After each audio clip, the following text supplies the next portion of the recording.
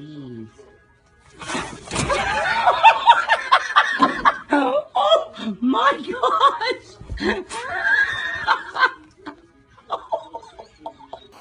Oxe, ele me convidou. Toda semana agora, Romero. Oxi, Oxe, rapaz, eu só ia pescar. não vai pescar não, Não, Romero. não vou, não. Não vai mesmo não. Não. Não vai mesmo Eu não. já falei pra eu embaixo, casa dos vizinhos.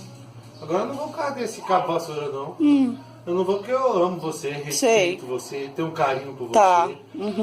Você não é por causa do cabo Sei. vassoura, não. Não vou, Então não. tá, vai, passa o pano direito aí, vai. Eu tô passando direito, Então não tá tá. vendo, não? Tá, vai, bem limpinho, vai. Eu sei que você não tem coragem de bater em mim com um cabo de vassoura.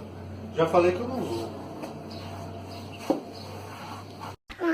Vai pela pau, pela baixo, mais vem! Dead kill. Double kill. Triple kill. Chamou!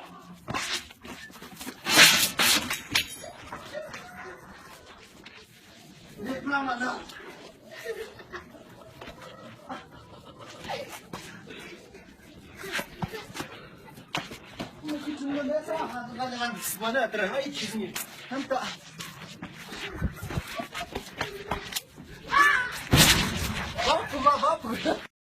Nedin çay mı yapayım Nedin? İyi güzel bir çay yap da içecek hele. Hünlerini görek.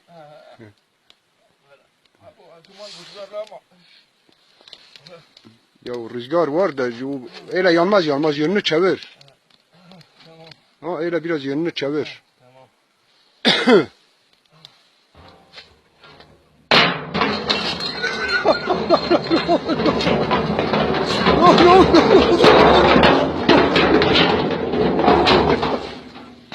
Deixe seu like aí embaixo, se inscreva e ativa as notificações. Até a próxima!